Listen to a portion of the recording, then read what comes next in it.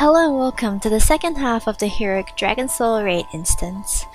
My name is Mirelle, and in this video I will be giving you a brief overview of the heroic Madness of Deathwing encounter. As with all of my videos, this will also be a quick description of how the fight goes.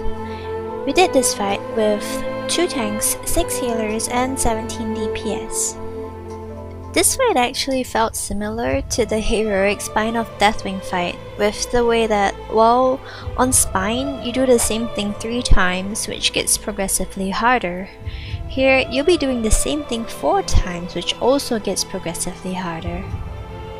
First up, let's look at the differences in the heroic version of the fight. In addition to the different adds which spawn, Deathwing will also place a corrupting parasite on a random raid member. This parasite inflicts shadow damage on the player for 10 seconds, or 15 if the player is standing inside of a time zone, and then detaches itself from the player. 10 to 15 seconds after that, the parasite will explode, inflicting 10% of its remaining health as raid-wide damage.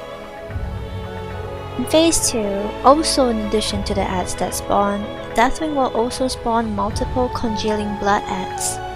These adds slowly make their way towards Deathwing, and should it reach him, it will heal him for 1% of his maximum health. In addition, the damage done as well as the health pools of all the enemies encountered in this fight have been increased. We therefore did the platforms in the following order.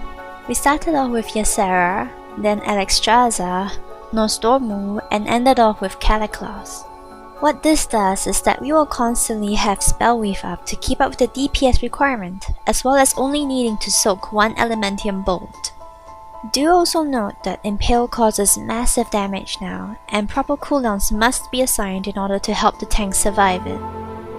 During Phase 1, we had the raid split into 4 groups to help with AoE healing, as well as to ensure damage taken from the mutated corruptions were limited to the individual groups.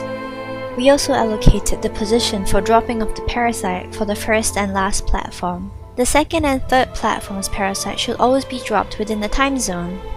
Once the parasite has been dropped, all DPS should switch over to it to DPS it down. The same cycle can be repeated for all 3 of the platforms. On the 4th platform, however, we blew Bloodlust to cope with the first parasite drop-off, then stacked for the Elementium Bolt impact, and then spread back out into our groups and used pots and other cooldowns for the second parasite drop-off. Surviving the 4th platform is probably the biggest hurdle of this fight.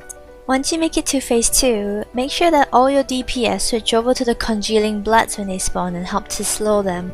You'll be facing 3 waves of Congealing Bloods in Phase 2, so do not just rush to DPS Deathwing down, only to have him heal up afterwards. As long as the raid stays calm and maintains the same cycle, Deathwing should go down without a problem. That sums up all I have to say about the fight. I would like to take this opportunity to thank everyone who has been following my videos. I hope that they have been of use to you.